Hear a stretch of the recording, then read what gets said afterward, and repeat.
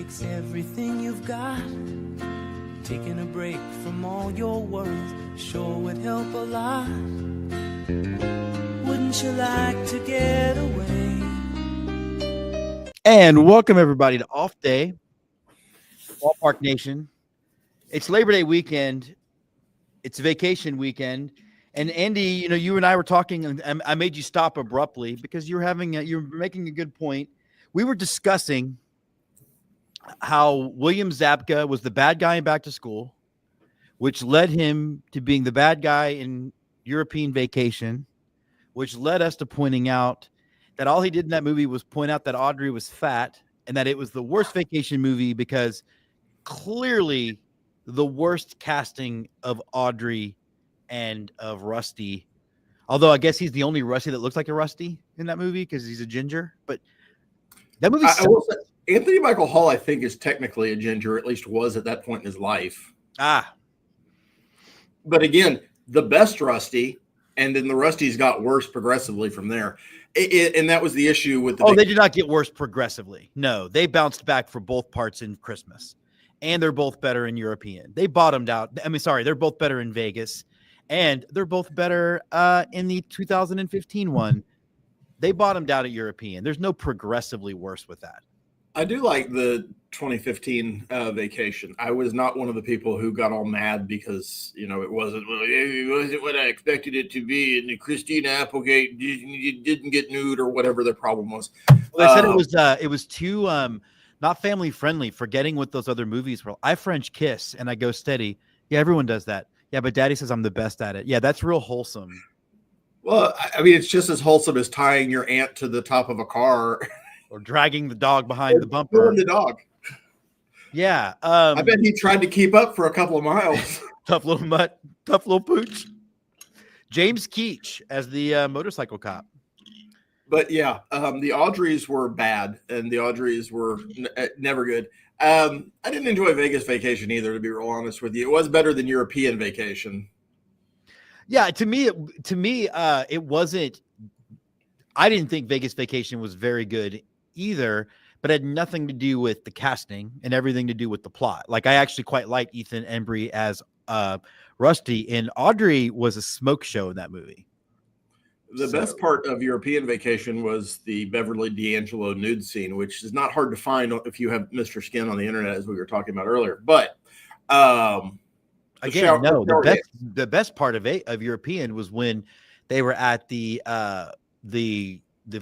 Oktoberfest thing and the German chick got nude.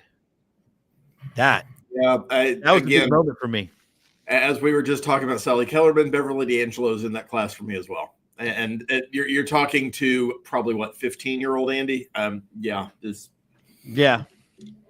I do believe her breasts were the first ones I ever saw in a movie. Beverly D'Angelo's in the first one. Congrats. Yeah, I think that definitely set me up. It set every woman I would ever be with afterwards for failure. Mine would have been probably the unnamed part in Airplane where they just randomly had breasts. Oh, yeah. No, but I definitely still think for me it was like I remember the first time I realized I liked women, and I was 6 years old. Oh, did you make that choice? Did you? I made the choice. Good job. I like to put it. It wasn't like a jump ball though. I was pretty predetermined, but it was the opening credits to For Your Eyes Only, and all the naked chicks swimming around, and I was like, I don't know what's happening down there, but I think I like it. And I bet I was younger than 6 when I got my first moment of I like women and I like them better naked when they're swimming in the water. Boom. There you go. This is a big stance you're taking. I hope that you don't get canceled. I'm practically canceled anyway. We've got 13 people watching right now. I know our podcast numbers are better and blah, blah, blah, blah, blah. But yeah, no, what? I can't get canceled for admitting the fact that I like naked women and I got a boner once or lots of times. No, I just meant taking the hardline stance that you like women. Yeah, that's canceled. Where we are. Canceled. How dare a straight right man have an opinion that's like being pro cancer research. No, nobody's mad at you. Yeah. Well, we also have a stance that your stance says 2 out of 3 is not great. Don't fall into the trap, Andy, that it had to be a sweep. The thing we've been saying from the beginning was win series, and they did that. They won the series yesterday. Yeah, and I don't disagree, but the Astros have a, let's say, anecdotal history, because I don't think the actual numbers support what I'm about to say. They probably clearly don't. But the Astros tend to play down, in my perception, to bad opponents. I don't think other teams are all that great, because baseball is baseball, and somehow this Rockies team still has won 38 or 39 games so far this season. That's not a lot, but they still managed to win those games against somebody. It was more the way the losses happened. Monday night, with all the momentum, with all the hype, with all the crowd into the game, the Hello Kitty folks were even into it. The Astros Tuesday, they laid an entire egg in the stadium. And then I was at the game Thursday, businessman special. Astros hit 2 home runs in the first inning, and you think maybe the offense is going to get on track. And then they proceeded to do dick for the rest of the game until Christian Walker. And yes, there was a suicide squeeze in there. Great. That inning should have been more than 1 run, because you still had more than 1-1. But Augie Garrido smiled down on us with that suicide squeeze. I also realized that, at least on Blue Sky, and I didn't go on Twitter yesterday at the game, I don't think you're allowed to say suicide squeeze anymore, because it's triggering for some people. Because nobody knew what I was talking about. It was a squeeze play. It was absolutely a suicide squeeze, because the runner on third was already broken for home. That is the definition of a suicide squeeze. Anyway, this series, we took 2 of 3. That's great. It didn't need to be as hard as it was. But the offense the Astros are putting out on the field these days just makes everything feel so hard, and not in a good way. Well, okay, I can't make any arguments for Tuesday night. I can make an argument for Wednesday night of the pitcher they were throwing out there is actually considered a pretty top prospect in baseball with really flipped home road splits. So he's actually been quite dominant on the road, and he was throwing 98 with movement. So I'm not going to get too bent out of shape about Wednesdays. Yeah, yesterday, it almost felt like, I don't know. I saw, like, first of all, we are not on this show. We are not going to, and as it was pointed out, when we make creative decisions, I have 50.3% of the vote. I think you have 49.7%. I'm unpaid labor, so we are not going to be the show that tried to diagnose your management. I'm not. Screw you. We're not going to be the show that tries to diagnose effort or heart, or they just don't want it. That's stupid and ridiculous. And somebody that sided with me shared a quote from the Shark Tank guy that used to own the Mavericks, that dude. And he always said that, like, that's the dumbest thing sports fans try to say, because these guys are literally playing for their job. Like in sports, it's cutthroat. Like you're literally playing for you can't really phone it in. So the concept that they're not trying hard, and in fact, maybe in baseball, I don't know, man, you know a lot about baseball. Sometimes when you try real hard, you actually don't do as well. Oh yeah. From sitting where I was sitting yesterday, you saw a lot of guys, especially at the bottom of the order, really pressing. I don't worry that much about Altuve pressing, and guys that are 10-year veterans who have had success after success tend to have a better perspective on it. And I think it's one of the things that leads to that success. But you watch a guy at the bottom of the lineup like Chas McCormick yesterday, who, what has he hit? 1 home run this year? Has he hit 1? I think he's hit 1. Not a lot of playing time, granted, but was just swinging out of his heels most of the game, and unless he was trying to bunt and making no contact, but still running halfway down the first baseline like he didn't know he didn't make contact, which is bizarre to me. You have a lot of guys doing that, though, right now, that just it's like you're trying to hit a 5-run home run every at-bat instead of just letting the game come to you a little bit. And I think that's a big part of what's going on. I think when you're in that lineup and you do get a Yordan Alvarez back on Tuesday night, everybody wants to make it a big show. And unfortunately, I think some of the guys played out of their ability. because of that emotion, because of that thing. Now, does that bode well for a playoff situation with a normal team? Probably not. For this team, I don't know, because we play the Yankees a week from now, and it'll probably be a different team, even though it's the same guys, because the approach will be better. I'm kind of worried about what happens with a wraparound series against the Angels, although I fully expect the Zach Nitos of the world to try to pick fights. So that should keep us, more focused on winning baseball games the normal way. But it's just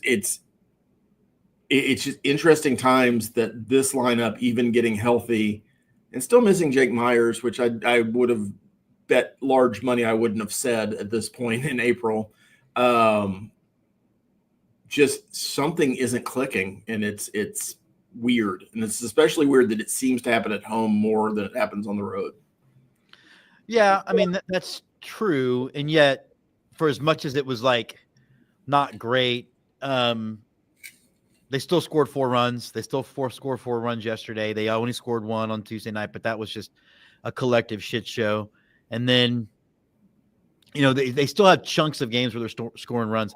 I don't understand the not scoring at home thing at all. And it felt like at the beginning of the season we had moved past that a little bit, but it feels like it's back. Like I just for the life of me don't understand it. I know that people bring up the batter's eye, and then anybody that brings it up is like making an excuse, but there's got to be a reason why a team can score 7 runs on the road and then come home and score 1. Well, the Astros, I guess the worst competition. The Astros since July 1st are 8-14 at home, and that includes the 2 games they've won the last 2 nights. That's not a great record at all, much less a good home record. Did you say 8 and what? 8-14. So they were 6-14 or 5-14 going into 5-13 going into the Rockies series. Wow, that's July 1st. And I know you attended all of those games, so I mean, thanks for not doing that. No, I actually attended 1 of the 5, just 1. But yeah, you did feel prior to July 1st that somehow the Astros have decided to be a normal baseball team and win more games at home than they did on the road, and they were playing that. And then something happened in July, and you probably argue that the relative lack of health of the team finally caught up with them. But as you just mentioned, we haven't played exactly a murderer's row at home in baseball games. As a matter of fact, I think the Red Sox are the best team we played in that stretch at home, and we won 2 of 3 in that series. So it's just kind of weird the way this season has unfolded.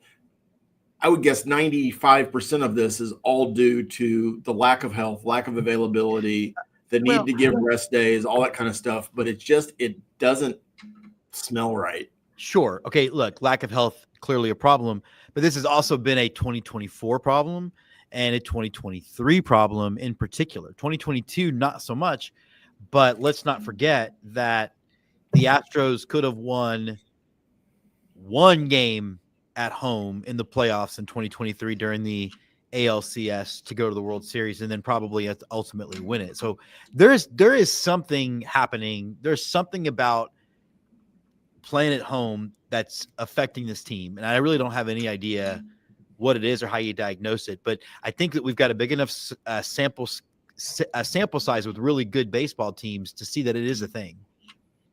Well, I think you should be really careful how you approach this because Dyken Park is 25 years old, and Jim Crane will ask for a new stadium if you don't stop. So, because that may be the only solution is you just tear it down and start over. No, the only solution. Public funds. I need $1 billion to build a stadium, or I'm going to move it to Northern Virginia. Where did Drayton want to move it to? I don't know. Do you think you would have stayed as passionate a fan if it had become the Houston Diesel? Because I don't know that I would have. I think, particularly because I wasn't living in Houston, I wonder if that would have just been a sliding detachment of baseball for me. Well, I think it would have been really interesting because I think somehow Diesel was going to tie into Nolan Ryan having an ownership piece and some other stuff that was supposed to go on. And it'd been really interesting when the Astros pissed Nolan off 5 years after they named the team somehow after him or put his face on the stadium. And then they had to undo all that stuff. And then he came back and they had to redo it. Yeah, because to be fair, pissing Nolan Ryan off is it's easier to piss him off than it was to hit him because he's kind of a little bitch. I mean, I guess I'm a huckleberry. Here's my problem. I'm a huckleberry for the Houston teams. So, yes, I would be really upset had they changed the name to the Diesel, and I probably would have not gone to a game for a couple of years. And then when there was no TV for those 3 years in the 2010s, I probably wouldn't have tried to watch them at all. But I still would have come back because it's just, sorry. It's the relationship I'm not going to quit. Yeah. Yeah, I mean, it's easy. It's interesting. It's easy for me to sit here and say I would not have changed either, but particularly the name Diesel would have sounded so stupid. I mean, is it better? It's better than the Engineers because I think that was also one of the considerations. Yeah, I'm glad somebody stopped that shit. Even though we had a disconnected branding and name, right? Because then all of a sudden you've got this futuristic name and you look like a bunch of bullshit With choo-choo trains. with choo-choos. Because the space program and Houston Chews. choo-choo trains. That's what it is. Houston Chews. And then Cheo could have been the mascot. The Cheo Choo? Yeah. Choo Choo Cheo? All of a sudden, our friend, that Oh, show, they I choose. like, Crush Shitty Pod had the guy played Junction Jack on the show, and I'll be honest, it's the one episode I skipped. I don't care, but whatever. Junction Jack was weird. I mean, it's terrifying. I don't blame anybody for efforting anybody to interview, but Junction Jack was maybe the largest mistake this franchise ever made, and we traded Joe Morgan. Yeah. Hey, I guess you know what, Andy. That brings up. Let's talk a little NFL just for a second before we transfer into college football we care about. I know you're not a huge NFL guy, and you're certainly not a Cowboys fan, but I get this message from friend of the show who's probably watching, Craig Harmon, who's a big Packer guy. And he was like, I think Jerry Jones is the worst owner in the world and blah, blah, blah, blah. And I hope he stays there another 100 years or something like that. I had no idea what he was talking about. And then I checked the email and I see that the Cowboys traded Micah Parsons. And I wrote him back and I said, I didn't know you were trying to tell me something. I thought you were just being an asshole. I've been tried to reassured by people that are still Cowboys diehard people. In many ways, my love for that team faded a long time ago. I mean, definitely the farther we got away from the 90s, the harder it was for me to care anymore. But that's got to be a shocking trade, right? Even just to somebody that Micah Parsons being traded seems crazy. Well, I mean, it wasn't a shocking trade when you realize the team that was involved. I mean, the Cowboys have one of these guys every year that holds out they hold out and Jerry Jones personally takes over negotiations, and it rarely works out good for the Cowboys, even when they keep the player. You mean like Dak Prescott being the highest paid quarterback in NFL? Yeah, or CeeDee Lamb, who is worthwhile, but you can't tie up that much of your payroll in one or two guys in 2025 in the NFL. And Jerry Jones seems to not understand that. There wasn't enough money to give Micah Parsons what the Packers gave him yesterday afternoon. But they offered more. Right. But they would have had to cut like 38 guys. Right. They can offer it. That's fine. But it would have been a problem fielding. There's an offer. Well, I guess it probably wouldn't have been a problem fielding at the team because everybody outside of Harris County in Texas will all play for the Cowboys for free. Until the first time Micah Parsons hits you in the mouth, and then all of a sudden free doesn't feel so good, does it? Yeah. The good news for you is you can just turn on Netflix this fall and watch 9 parts of the documentary of the Cowboys in the 90s. Yeah. Tim said my brother Tim said it's been an excellent documentary. Yeah, you could just remember that and pretend that just NFL ended in 98, 97, somewhere around there. Yeah. Well, one of my students, they're talking about, the Taylor Swift, Travis Kelce thing, which I do want to talk about in a second, but they were like, I can't believe the biggest pop stars marrying the greatest tight end in the history of football. And I went, huh? No. First of all, and I know all the names you're going to say, but I'd like to point out that our Polish brother, Jay Novacek, that's right, baby. That's the greatest tight end of all time. I mean, not sure. He's not even the greatest tight end in Cowboys history, but still. Not even. And I think he might be Czech, not Polish, but I don't care. It's depending on how Germany or Russia felt in a given decade. Does it really matter? It doesn't. I don't like you. You're now part of another country. Fantastic. Yeah. Yabble. No, it is not shocking because I thought that was how the whole Michael Parsons thing was going to end, with him somewhere else making more money. Jerry Jones continues to overvalue his ability to negotiate contracts, to understand what makes an NFL team click. And I'm struggling to even find Cowboys fans who are defending him any longer. I mean, up until even last year, you had a couple of outliers that are like, he's fine, he's not the problem. It's da da da. Oh, I was one of them. But this is his MO. Sitting from the outside, he is one of those people, and I've experienced this in some other walks of life, that other parts of my life that I deal with. He is a person that will tell you that he loves this organization with all his heart and soul, and because of that, he's going to do everything he can to destroy it unintentionally. Right. I mean, that's the thing. And you know, when he dies, because luckily for the Cowboys, like, it's interesting because he's not immortal. Luckily for the Cowboys, he's not immortal. Luckily for us, but to, you know, you can see a world where it's not different than it's not that different from the Longhorns in NIL. Whereas, okay, so the Longhorns had all of this money, but no real way to above the table make it play out on the field. And now they do, and we see what they're putting out there. They're going to be a perennial contender for the foreseeable future unless things drastically change economically. The Cowboys are going to have the same situation in the sense that they are the most valued franchise in sports on the planet, not even like in football or America, like on the planet. And once they get Jerry Jones out of there, someone that can actually use that money to field a good football team, they're going to go back to being what the Cowboys were.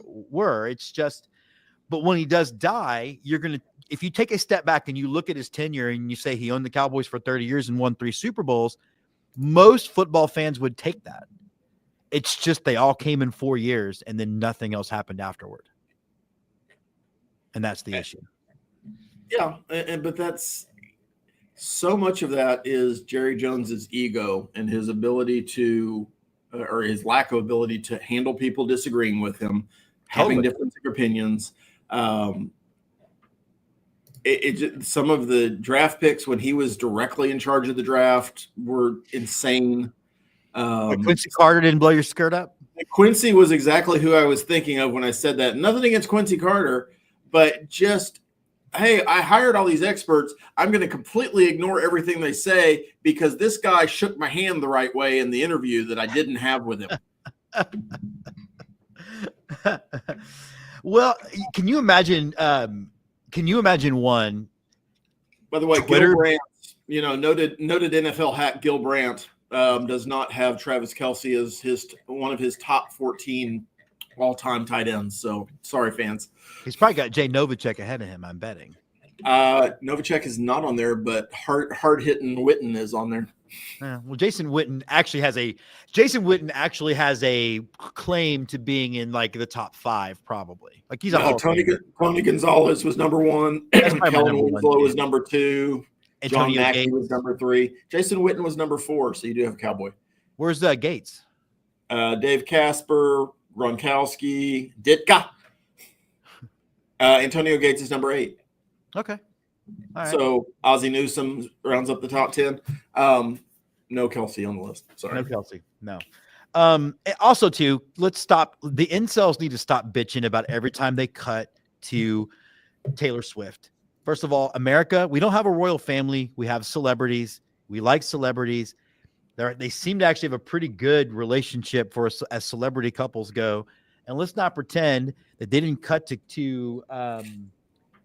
who's that country singer that won American Idol? And then she sang the song about cutting up the car. I dug my nails into the side. That one. Carrie Underwood. Carrie Underwood. Carrie Underwood. let's not pretend like they didn't cut to Carrie Underwood or Jessica Simpson every time they were at the game and Tony Roman was dating them. And let's not pretend that they didn't cut to Lori Morgan every time when Troy Aikman was dating her. Like, it happens. People like famous people banging. The police were the ones watching Lori Morgan because they were afraid she was going to kill somebody again. You already killed after she killed Keith Whitley. Keith Whitley reference, folks. Boy, that's what you were looking for. We have like one of our biggest live audiences, and they're so excited to have gotten the Keith Lori Whitley. Morgan killed Keith Whitley. You tell Lori I love her reference. Oh boy, that got real dark. But can you imagine though, Andy, if Twitter had been around when the whole Jerry Jones firing Jimmy Johnson thing happened? I tried to imagine what the world would be like if Twitter just wasn't around, period. So I don't want to add it to different points in history. It would be the same as Hitler had some good points, just constantly.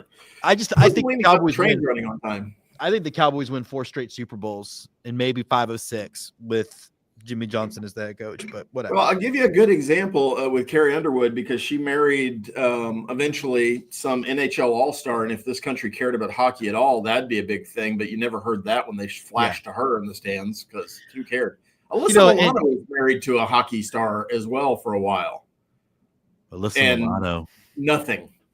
Poison Ivy, but nothing. No. But you know what, man? Like that's a good friend of the show, San Antonio Tim. Yeah, I wish. But no, San Antonio Tim, our good friend, was going after some guy. To me, it's always the insults that come out. It's like, quit taking away from foot. They have not missed a single play by cutting to Taylor Swift. They cut to her between plays. Why don't you just continue slapping your wife around while that's happening and you don't have to see Taylor Swift? Because that's true. They're slapping something around. Oh boy, incels are losers. Yeah. All right. That's another one of those hard-hitting takes you'll only find on this show.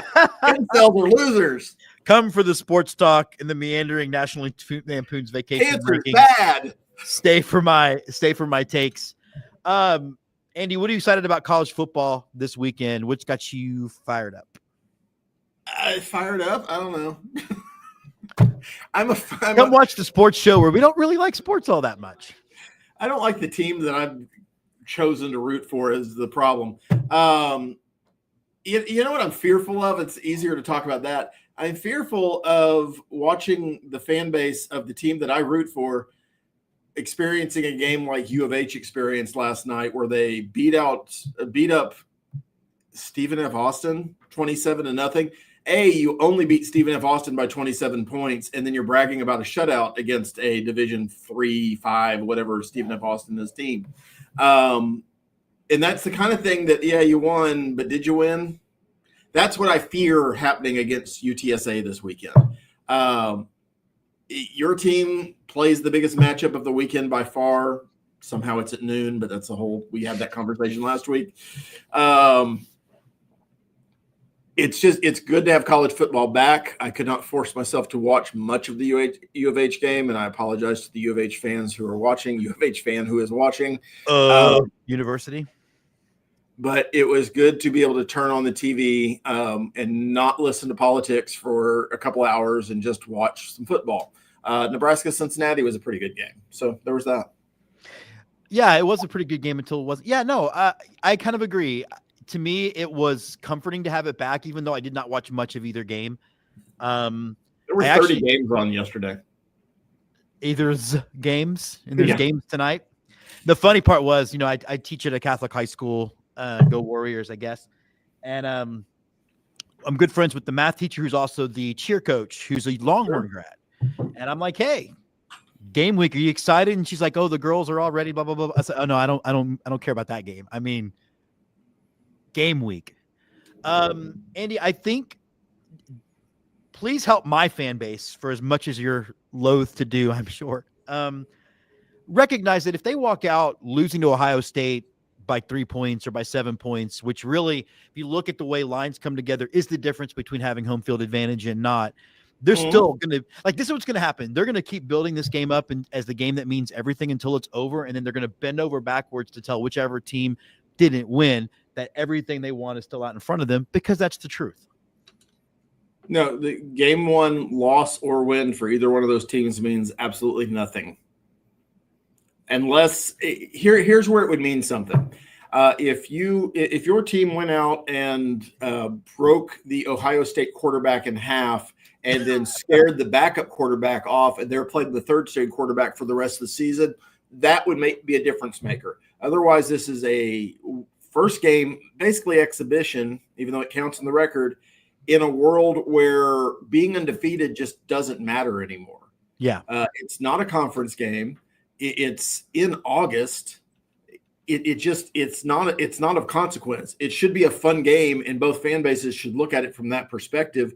But it's going to tell you virtually nothing about how the rest of the season is going to go, and it's not going to dampen or increase the odds of the season getting better for either one of the teams. Particularly when you look at both teams, the storylines are so close together because they're pretty much rolling out. Both teams are rolling out new offensive lines. Both teams are rolling out new defensive lines. Both teams are rolling out new quarterbacks. Of course, those teams are not going to be the same in November that they are now because those players don't know how to play yet. Well, and I mean, it extends to the coaching staffs. I've already read a couple of articles about how Ryan Day can't seem to win the big games, and here's another big game. And it's not. There are no big games in college football in August. There are exciting games for the fans because It's a good matchup, but it's not a big game in that it doesn't affect your ability to do anything going forward. A loss out of conference to a top 10 team, top 5 team, doesn't affect anything. You're not going to drop in the standings precipitously again unless you get just waxed. And I don't think based on either of these teams, that's part of the equation. Even then, it's week one, and you can completely recover that by winning the rest of your games. It's just enjoy the game.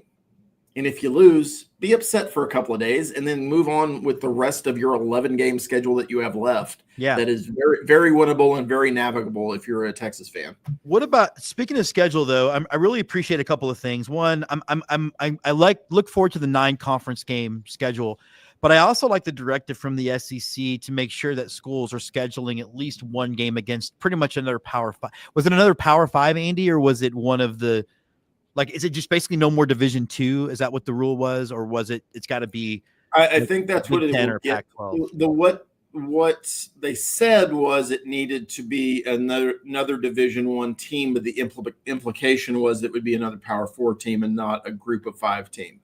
The problem with that is there's only so many of those teams to go around. So I think what you just said, just not a Division II team, is what it's going to end up being for a while. What that means for long-term SEC fans is you're not going to be playing Wofford or Swanee in November while the rest of the country is playing a conference game. It is going to cannibalize the SEC somewhat because wins and losses are a zero-sum game in college football conference play. So every team that wins, another team in your conference is lost. And part of the reason the SEC has been so resistant to move to a 9-game schedule is because the more teams that have more wins, the more teams you get in bowl games, the better that is for your conference, financially, as well as from a perspective standpoint.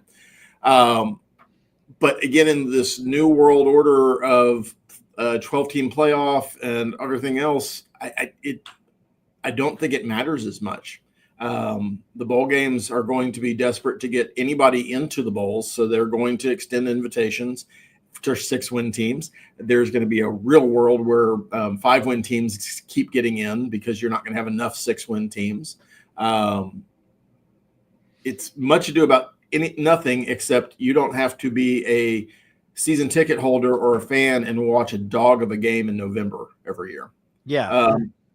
And again, there's different levels of that opponents outside of conference that they're talking about. So you've got 3 games that you have to schedule outside of the conference. It's going to be 2 Group of 5 or that level team and 1 Power 4 team, let's say. But is Washington State the same? I guess Texas State is now a division. Oh my God. Yeah. Pac-12, baby. But that's what I'm talking about. A&M and Texas will still be able to schedule Sam Houston and Texas State and schools like that as your team. What A&M will probably continue not to do, and I'm guessing Texas will continue to not do as well for a while, is schedule the Techs and the Baylors of the world, because there's no win there for them. Well, what it is, man, it's the same reason why Texas never scheduled A&M when they were at a conference. And I know like a lot of people in the Maroon fan base wanted to call it fear, but really there was no incentive, because the idea being the one advantage Texas had over A&M when it came to recruiting when Texas was in the Big 12 is they could say more games in your state. And by scheduling A&M, that added another game that Texas A&M could sell to parents as being another game in state. So that's, I think, a big reason for that is you're adding a little bit of recruiting legitimacy to Texas and to Tech and Baylor, and you get nothing in return if you're Texas and Texas A&M by scheduling them. And I'm fine with that as long as we don't follow the logic that a lot of your fan base had, that A&M was somehow not playing in Texas anymore, even though they still had home games at Kyle Field. No, I know, because that was part of the. I don't disagree with what you're saying, but it was added with the, well, they're not playing in Texas anymore, except for the 6 times a year that they are. 6 times a year they did. It's just meant that you could either do a road trip to Baylor or a road trip to Florida if your mom. Why would you want to go to, even if you're from Texas and wanted to mom see the game? Why would you go to Waco? You want to see Junior play football, man. That's why. But in that Waco? Wherever. But that was the recruiting argument. Waco doesn't want to go to Waco. It's easier for mama to go see the road games. I'm pretty sure there was a high school team that had a playoff game scheduled in McLean Stadium and they passed just because I don't want to go to Waco. I was going to say it's easier to go to Lubbock than Florida, but not by much. Matter of fact, now that I'm remembering it, there was a documentary about a team that instead of playing at McLean Stadium chose to play in a dirt field with pickup trucks as lights for a conference championship or division championship. Great coach that team, by the way. Documentary? Is that what that was? Yeah. Oh, Eric. Tell me it wasn't. Oh, what? Eric Taylor, man. That's a good coach. Hey, he's in line for the A&M job if Elko doesn't work out. Is Elko going to work out? I don't know. He's fine. Come to this show for Dynamite. Nobody knows. Whether you would like to admit it or not, and I think you're one of the more honest Longhorn fans, there was a lot of trepidation when Dennis Francione was hired at A&M. There was a lot of trepidation when Jimbo Fisher was hired at A&M. Did those guys work out? No. So who the hell knows? Actually, you know what's funny about that too is there was also a lot of relief when R.C. Slocum was fired. And I remember, but if you take 1,000-mile view, he was about 500 against Texas. Like it wasn't like, but yet we were relieved he was gone. It was weird. Well, I remember Mac Brown being upset by the fire. I guess they were close, and R.C. Slocum was always a good guy. So, you know. Yeah. I do always think that Mac Brown, as honest as he may have been thinking that he was, there was always some extra motivation for the things he had to say. So if you're taking the side of a guy that was really well liked amongst the Texas High School Coaches Association, which is the mafia in Texas, if you're sitting outside of it, everything. If you're going to be a successful coach at Texas, at A&M, regardless of NIL, regardless of how well you recruit anywhere else, you have to pander to that organization or they will sabotage you. And they will sabotage you hard, and not just in recruiting. Charlie Strong. Yeah. Charlie Strong. So I think Mac Brown was savvy enough and played the game well enough to know that I want to be the good guy for the Texas coaches, because at that point he was still an outsider. Well, you know, and you're not wrong too. Like I remember watching, I don't remember what year. Maybe it was 2004, and Texas was playing in the Holiday Bowl. No, they were playing in the Rose Bowl that year, and so he was doing a guest spot on ESPN, and Florida State got blown out, and Bowden was like coming off the field, and he said something crappy, and they asked Mac like what you would have done, and he goes, I don't know, man, but anytime you got a microphone, that's a good opportunity to talk to mama, as if you're always recruiting and showing. Mac Brown, as loath as I am to say that, I can legitimately say he played the game from that perspective better than any coach that I've seen in my lifetime. And there's probably a couple you could mention that were up there with him, but he understood how to reach those families when that was the most important thing about recruiting. I don't know that it works now, as witnessed by the fact that he's not at North Carolina anymore. But at that point in football history, at that point where Texas was on the come, he mastered that. He mastered that aspect of coaching that level of program at that time. Did it come off a little bit of hucksterish if you weren't a fan of Texas? 100%. Yeah, but it worked. You could say that you can make the argument the styles are different, but it's kind of something that Deion Sanders has going for him, is he's found this ability to talk to this generation of football player better than most, I think. But I think that's the difference too. There's a recognition of talking to mom and dad, but there's also the recognition that the players are the ones making the decisions now a lot more than the parents were making the decisions then, because of NIL, because of the unlimited transfer rule. And I think one of the things Deion does really well is that he's brutally honest, and there are kids that respond to that. Yeah. Like talking about there being weed, and the biggest tradition in Colorado is everybody smoking weed in the second quarter. Yeah. Or just, hey, half of you guys aren't going to be here next year because you suck. Yeah. Well, and you're either going to respond to that and say, I don't suck and I'm going to be here, or yeah, he's right, I'll move on to the next program. And then go to the media and get mad because Sark told that one guy, hey, I don't think you're going to play here. And then he goes to Arizona State, and that becomes a storyline for a minute. Was that Skibbity-Doo?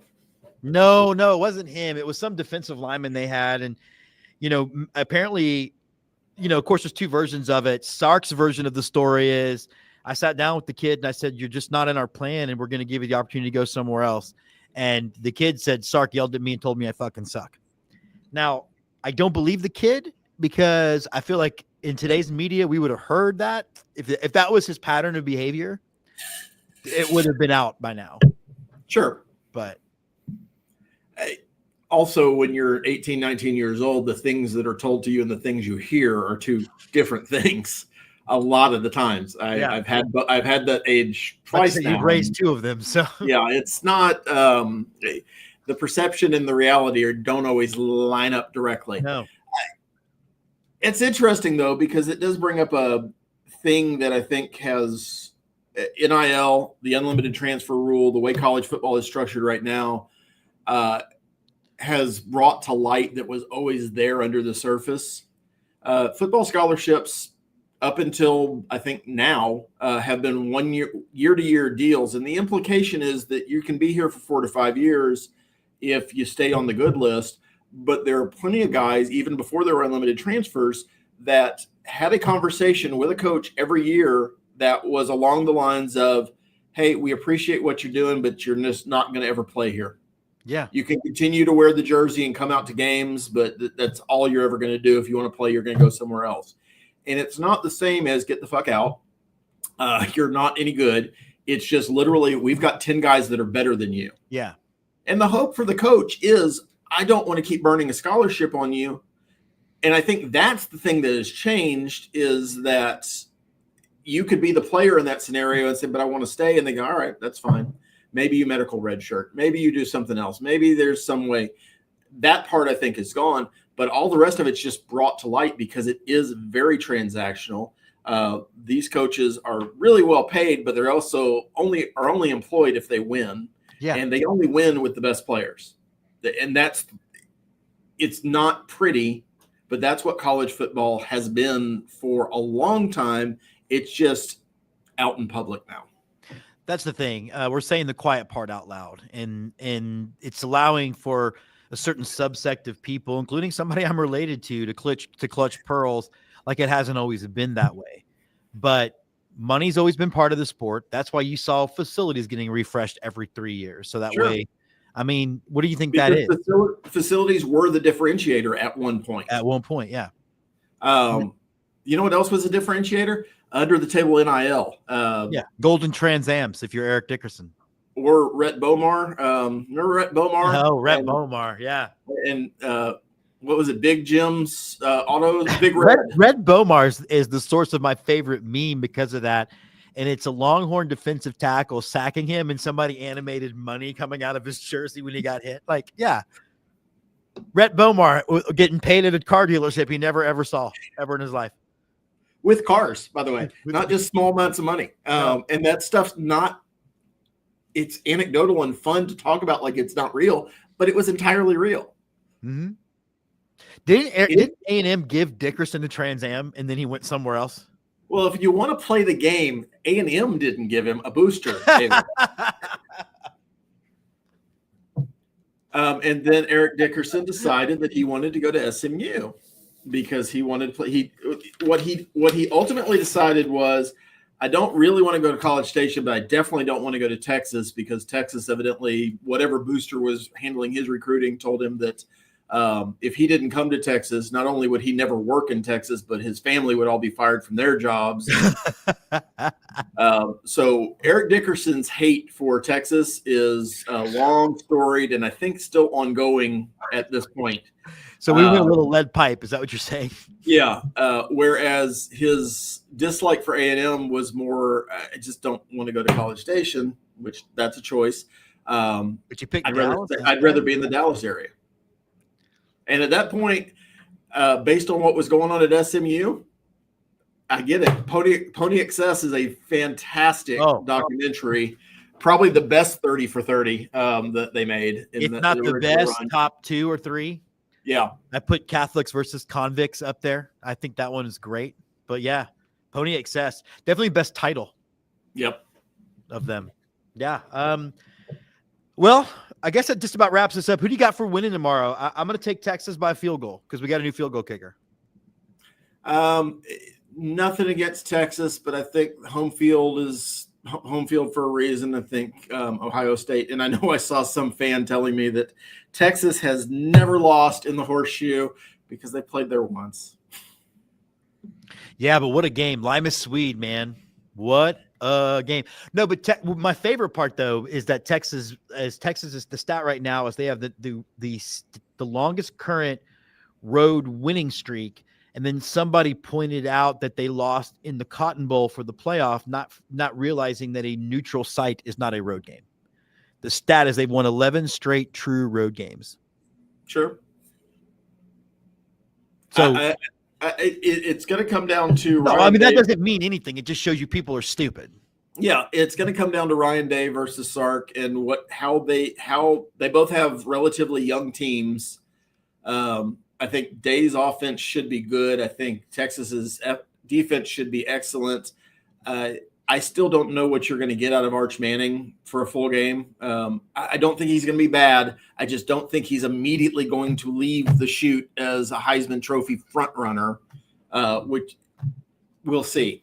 But I've got Ohio State probably by a field goal, but we'll see. I think Texas beats them in the playoff, though. Again, both these programs should be worried about what happens in November, December, and January a lot more than they should care about what happens in August. Okay, let me leave a little pop culture stuff because we're getting. And then A&M will win by not enough against UTSA. No matter what it is. It won't be enough because 6 wins. 6 wins. No, come on. I got A&M at 9-3. I think they take a step forward. Look, I wore my college colors today. I even got my fun Nikes on. Oh, those are sharp. Are those actually like Jordans? But they're not like the running shoes. Those are like. No, they're not Jordans. They're right next to them on the shelf. The Jordan-ish, yeah. Yeah. I need to see if Texas has those. I usually get the Texas Pegasus ones, but I've got 3 pair of those, and at some point, I'm sure somebody on this show is going to tell us what they are, but I think they're Air Force or something like that. Anyway, I'm participating. I'm playing along. I just don't have a lot of faith. Okay. Well, my whole thing is, I think A&M goes 9-3. I think they improve. And a little pop culture thing. I'm starting the movie thing. Getting my horror movie on. I rewatched the remakes to Firestarter and Carrie. Carrie the remake and Carrie the original film, kind of same quality for me, but because they're kind of different. But the Firestarter remake, way better than the original with Zac Efron, way better than the Drew Barrymore film. So if that's what your bag is, plus we got some more stuff coming on. But the Astros tonight versus the Angels for 4. They've got a game on Memorial Day. For Andy, I'm Jim. This has been your favorite meandering sports and pop culture show. This has been Off Day with Ballpark Nation.